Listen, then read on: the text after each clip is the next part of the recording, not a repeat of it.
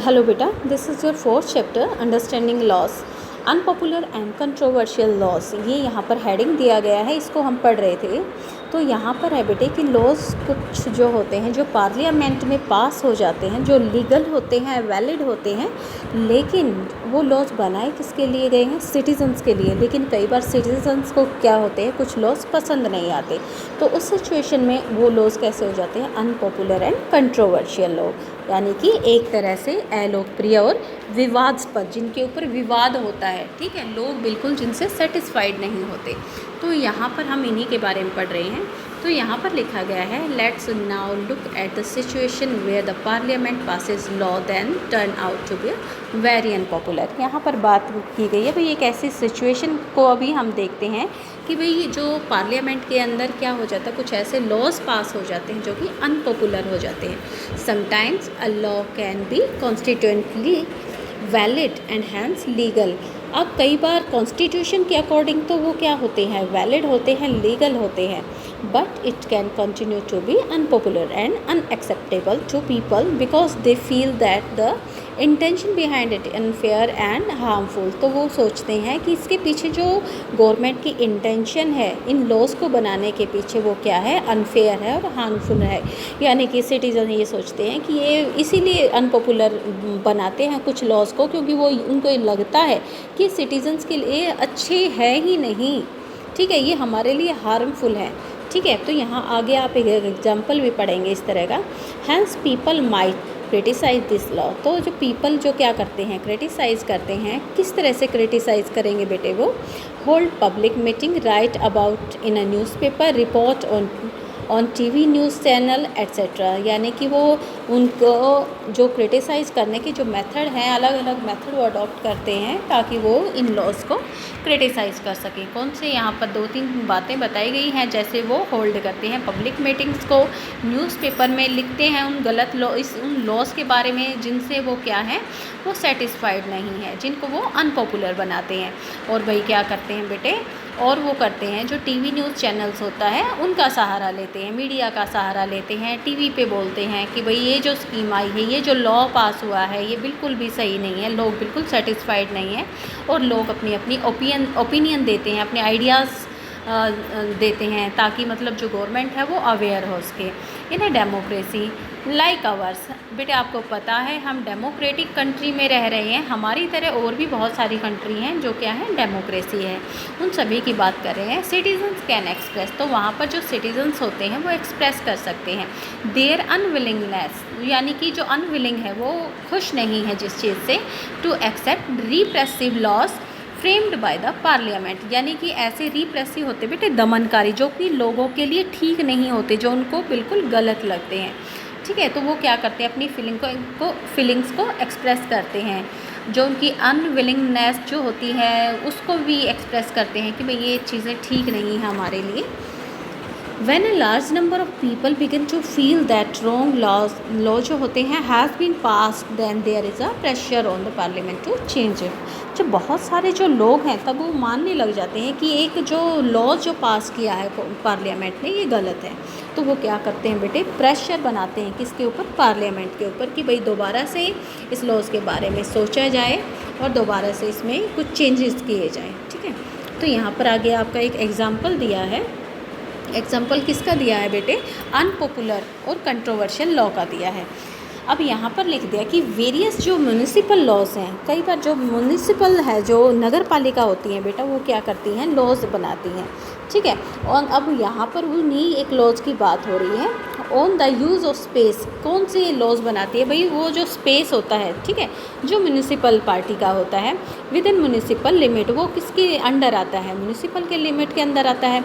Often make Hawking, तो क्या करते हैं वहाँ पर? जो हॉकिंग और जो स्ट्रीट वेंडिंग है इलीगल, तो वहाँ पर जो स्ट्रीट यानी कि जो वेंडर होते हैं, हॉकर होते हैं, वहाँ पर क्या करते हैं? वो अपना सामान बेचने लग जाते हैं। आपको पता नहीं, फेरी वाले जो होते हैं, जो रेडी लगा के जो आप देखते हैं सब्जियां बेच रहे हैं, अदर मटेरियल्स बेच रहे हैं, ठीक है, वो लोग क्या करते हैं? उस जगह पर क्या हो जाते हैं? खड़े हो जाते हैं ताकि वो अपने थिंग्स की क्या करें, अपनी गुड्स की या भाई अपनी जो उनकी वेजिटेबल है, फ्रूट है, उनकी सेलिंग कर सकें। तो यहाँ पर उसी के रिगार्डिंग एक लॉ पास हुआ है।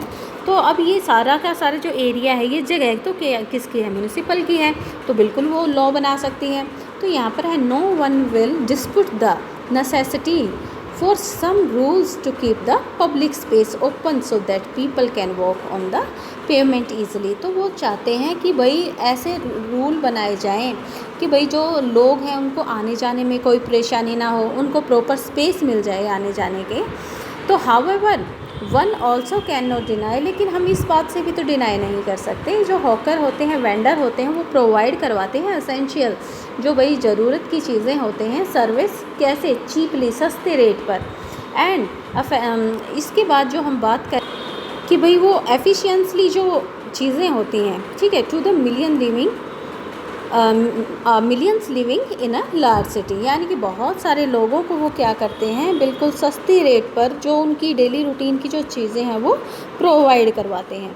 तो भाई this is their means of livelihood, और इस तरह से वो क्या करते हैं, इन चीज़ों को सेल करते हैं और वो यही उनकी अर्निंग होती है, लाइवलीहुड यही होती है उनकी, जो कमाई का जरिया बस यही होता है, ठीक है। Hence if the law favour one group and degrades the other it will be controversial and lead to conflict. इसीलिए जो लॉ है, ठीक है, इसमें जो लॉ है तो वहाँ पर लिखा गया है कि भाई जो लॉ है फेवर करता है किसी एक ग्रुप को और डिसग्रेड करता है, ठीक है, उपेक्षा करता है किसी दूसरे ग्रुप की। इट विल भी क्या हो जाएगा, कंट्रोवर्शियल हो जाएगा, ठीक है, और उनमें क्या हो जाएंगे, कन्फ्लिक्ट हो जाएंगे, विवाद खड़ा हो जाएगा, एक ऐसी सिचुएशन हो जाएगी जो कि एक टकराव की सिचुएशन होगी। People who think that the law is not fair can approach the court to decide on the issues. जो लोग ये सोचते हैं कि जो ये लॉ बना है कि भाई यहाँ पर जो स्ट्रीट वेंडर हैं वो खड़े नहीं होंगे क्योंकि ये जो जगह है ईज़िली लोग यहाँ से चल फिर नहीं पाते हैं, उनको काफ़ी प्रॉब्लम फेस करनी पड़ती है। तो एक तो गवर्नमेंट ये सोच रही है कि भाई लोगों को स्पेस दिया जाए, ठीक है, और दूसरी जगह वो उन रेडियो को, उन वेंडर्स को वहाँ से हटा देना चाहती है, तो वेंडर्स की जो लाइवलीहुड है वो तो छिन जाएगी, ठीक है, और लोग जो उनसे जो एसेंशियल जो चीज़ खरीद रहे हैं, ठीक है, चीप प्राइस पर, तो वो भी उनको ख़रीद ही नहीं पाएंगे। जो नॉर्मल जो कॉमन पीपल होते हैं, ठीक है, जो एवरेज होते हैं, जिनको ज़्यादा अर्निंग नहीं हो पाती, तो वो तो उन्हीं सस्ती रेडियो से, उन वेंडर से सामान ख़रीदते हैं। तो अगर उनको हटा दिया जाएगा तो दो तरह से नुकसान होगा, एक तरह से उनकी रोजी रोटी छिन जाएगी वेंडर्स की, और दूसरी ओर से अगर हम देखें तो कुछ पीपल्स की क्या हो जाएगी, जो सस्ते रेट पर जो सामान ख़रीद रहे हैं वही सामान अब उनको मार्केट से महंगे रेट पर, यानी कि शॉप से थोड़ा सा एक्सपेंसिव रेट पर ख़रीदना पड़ेगा। तो लेकिन कुछ लोग कहते हैं कि बिल्कुल ठीक है कि भाई हाँ, चलने फिरने की जगह नहीं मिलती और अच्छा नहीं लगता ऐसे, ठीक है। तो कुछ लोग तो इसके अपोजिट होंगे और कुछ लोग कहेंगे भाई ये बिल्कुल ठीक है। तो जिन लोगों को ये ऐसा लॉ पसंद नहीं आएगा, ठीक है, ऐसे कंट्रोवर्शियल लॉ कुछ लोगों को पसंद नहीं आएंगे, तो वो क्या करेंगे बेटे, कोर्ट्स में चले जाएंगे, ठीक है। अब यहाँ पर है the court has the power. अब जो कोर्ट होती है उसके पास पावर है किस चीज़ की, टू मॉडिफाई और कैंसिल लॉ, ऐसे लॉज को मॉडिफाई करने की, उसमें कुछ चेंजेस करने की और उनको कैंसिल करने की। If it find that they don't adhere to the constitution, अगर उसको लगता है, अगर कोर्ट को लगेगा कि भाई ये कुछ जो है लॉज जो यहाँ पर कोर्ट्स तक ये मामला आ गया है, ये हमारे कॉन्स्टिट्यूशन के अगेंस्ट है, तो वो क्या कर सकती है, उसमें या तो कुछ चेंजेस कर सकते हैं, उसको कैंसिल भी कर सकती है। तो यहाँ देखो बेटा, यहाँ पर क्या है, एक एग्ज़ाम्पल दिया गया है, आपने लास्ट ईयर अपनी उसमें पढ़ा है बुक में, तो उसी का एक एग्ज़ाम्पल दिया गया है रोजा पार्क्स का, ठीक है।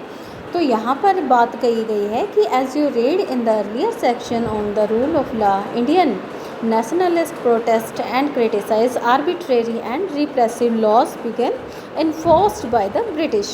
तो हम यहाँ पर बात, इसमें बताया गया है कि भाई आपने पहले भी पढ़ा होगा कि जो रूल ऑफ लॉ है, जो हमारे इंडियन नेशनल है, वो क्या करते हैं, प्रोटेस्ट करते आए हैं, क्रिटिसाइज़ करते आए हैं किस चीज़ को, आर्बिट्रेरी एंड रिप्रेसिव लॉज, ठीक है, ऐसे आर्बिट्रेरी यानी मनमानेपन और जो रिप्रेसिव थे, दमनकारी थे, जो लोगों के भलाई के लिए लॉज नहीं थे, उनका क्या करते आए हैं बेटा, उनको प्रोटेस्ट करते आए हैं। Begin enforced by the British, जो लॉज, ऐसे लॉज जो कि अच्छे नहीं हैं, ठीक है, जो कि क्या है, रिप्रेसिव हैं, आर्बिट्रेरी हैं, और जो अंग्रेज़ों ने यानी ब्रिटिशर ने लॉज़ को लाया गया है, तो हमेशा से ही आपने देखा है कि हमारे हिस्टोरियन हैं, हमारे जो नेशनलिस्ट हैं, वो क्या करते आए हैं, इन चीज़ों का प्रोटेस्ट करते आए हैं। हिस्ट्री प्रोवाइड्स, जो हिस्ट्री है हमें क्या करती है, प्रोवाइड्स करती है us with several example of people and communities who have struggled to end unjust laws, यानी कि भाई जो हिस्ट्री है वो हमें प्रोवाइड करवाती है बहुत सारे एग्जाम्पल को, कि भाई जो पीपल ऑफ कम्युनिटी यानी कि कुछ लोगों के जो समुदाय हैं उनको भी क्या करती है, उनके भी एग्जाम्पल हमें प्रोवाइड करवाती है कि उन्होंने क्या किया है, कि उन्होंने स्ट्रगल किया है किसके खिलाफ, अनजस्ट लॉ, जो कि अनजस्ट थे, ठीक है, जो कि जहाँ पर उनको जस्टिस नहीं मिला, ऐसे लॉज बने। तो हमारी जो हिस्ट्री है हमें ऐसे एग्जाम्पल प्रोवाइड करवाती है कि लोगों ने हमेशा से ये ऐसे लॉज का प्रोटेस्ट किया है। तो यहाँ पर आपकी बात आती है कि 7 जो बुक है आपकी, उसमें आपने रोजा पार्क्स के बारे में पढ़ा है। वो क्या थी, एक अफ्रीकन अमेरिकन वूमन थी। उसने क्या कर दिया था बेटा, रिफ्यूज़ कर दिया था क्या करने को, to give up her seat, उसने अपनी सीट देने से इनकार कर दिया था, मना कर दिया था। किसको, कि भाई इसमें जो पहले वहाँ पर जो कानून थे अमेरिका के अंदर, उसकी बात हो रही है। Do give up her seat on the bus to a white man, एक वाइट मैन को, ठीक है, वो वाइट मैन नहीं, वो तो वाइट नहीं थी ना। कब, ऑन 1 दिसंबर 1955, ठीक है, यहाँ बात हो रही है कब की, 1 दिसंबर 1955 को की, जबकि रोजा पार्क्स ने मना कर दिया था अपनी सीट को देने के लिए। शी वॉज प्रोटेस्टिंग, तो उसने क्या किया, प्रोटेस्ट किया द लॉ ऑन सेग्रेगेशन, जो लॉ था सेग्रेशन के अगेंस्ट। तो जो सेग्रेशन का लॉ था कि भाई अमेरिका में अलग अलग लॉज बनाए गए थे, निग्रोज़ के लिए अलग थे और वाइट पीपल के लिए अलग लॉज थे। सेग्रेशन यही होता है बेटे, जो नस्ल पर गोरे और जो काले जो लोग होते हैं ना, वो रंग भेद की जो नीति होती है एक तरह से। The divided up all public spaces, तो यहाँ पर सेग्रेशन के अकॉर्डिंग उन्होंने क्या कर रखा था, डिवाइड कर रखा था पब्लिक स्पेसेस को, इंक्लूडिंग द स्ट्रीट, यहाँ तक की जो स्ट्रीट होती थी बिटवीन द वाइट्स और अफ्रीकन अमेरिकन, बल्कि जो अफ्रीकन होते थे, अफ्रीका के जो लोग होते थे जो अमेरिका में बसे हुए थे उनके लिए, और जो गोरे लोग होते थे उनके लिए हर जगह बटी हुई थी, चाहे वो स्ट्रीट की साइड थी, व्हाटएवर। हर refusal was a key event that marked the start of the civil right movement, which led to the Civil Rights Act in 1964, which prohibited discrimination on the basis of race, religion or national origin in the USA।